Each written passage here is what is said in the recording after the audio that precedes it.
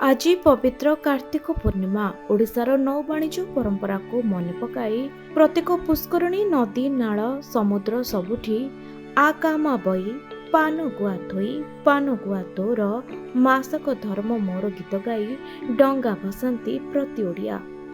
ବିଶ୍ୱାସ ରହିଛି ବର୍ଷକରେ ଥରେ ଏହି ଦିନରେ ସ୍ନାନ କରି ଡଙ୍ଗା ଭସାଇଲେ ପୁଣ୍ୟ ମିଳିଥାଏ।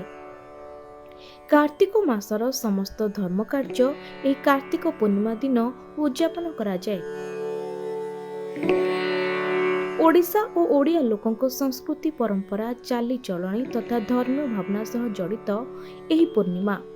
ପୂର୍ବ କାଳରେ ଓଡ଼ିଆ ସାଧବ ପୁଅମାନେ କାର୍ତ୍ତିକ ମାସରେ ବେପାର ବାଣିଜ୍ୟ କରିବା ପାଇଁ ବୋଇତରେ ବିଦେଶ ଯାଉଥିଲେ। କାର୍ତ୍ତିକ ମାସକୁ ସେମାନେ ସମୁଦ୍ରରେ ବୋଇତ ନେଇ ଯିବାକୁ ପ୍ରକୃଷ୍ଟ ସମୟ ଭାବୁଥିଲେ। କାର୍ତ୍ତିକରେ ଯାଇ ସାଧବ ପୁଅମାନେ ବାଣିଜ୍ୟ ସାରି ପୁଣି ଆଷାଢ଼ ମାସରେ ଫେରିଥିଲେ। ତେବେ ଏହି ପରମ୍ପରା ତଥା ସାଧବ ପୁଅଙ୍କ ବୋଇତ ଯାତ୍ରାକୁ ସ୍ମରଣ କରିବା ପାଇଁ ପ୍ରତିବର୍ଷ କାର୍ତ୍ତିକ ପୂର୍ଣ୍ଣିମାରେ ଡଙ୍ଗା ଭସାଯାଏ। କାର୍ତ୍ତିକ ପୂର୍ଣ୍ଣିମାକୁ ମଧ୍ୟ ରାସ ପୂର୍ଣ୍ଣିମା କୁହାଯାଏ। ଏହି ଦିନ ଗୋପୀ ଓ କୃଷ୍ଣଙ୍କ ରାସ ଉତ୍ସବ ପାଳନ କରାଯାଏ, ତେଣୁ ଏହାକୁ ରାସ ପୂର୍ଣ୍ଣିମା କହନ୍ତି। ସେଦିନ ରାତି ଅଧରେ ପାଳିତ ହେଉଥିବା ଗୋପୀ ଓ କୃଷ୍ଣଙ୍କ ରାସ ଉତ୍ସବ ଶରତ ରାସ ନାମରେ ଅଭିହିତ।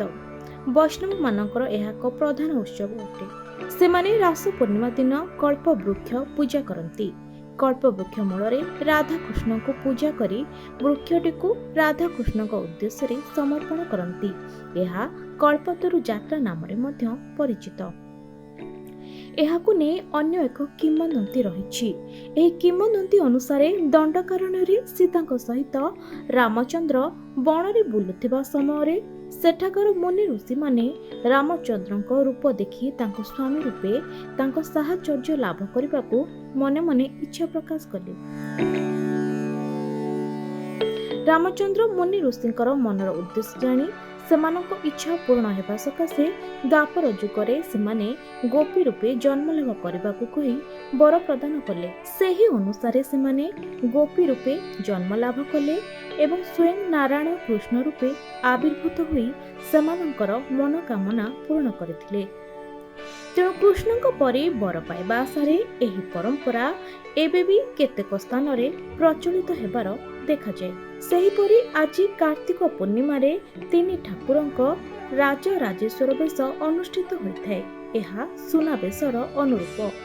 ପୁଷ୍ପାଳକ ସେବକମାନେ ବିଭିନ୍ନ ରତ୍ନ ଅଳଙ୍କାର ଓ ପାଟ ବସ୍ତ୍ରରେ ଶ୍ରୀଜୀଉମାନଙ୍କୁ ରାଜବେଶରେ ସୁସଜ୍ଜିତ କରିଥାନ୍ତି। ବ୍ୟୁରୋ ରିପୋର୍ଟ, ଖବର ଓଡ଼ିଶା।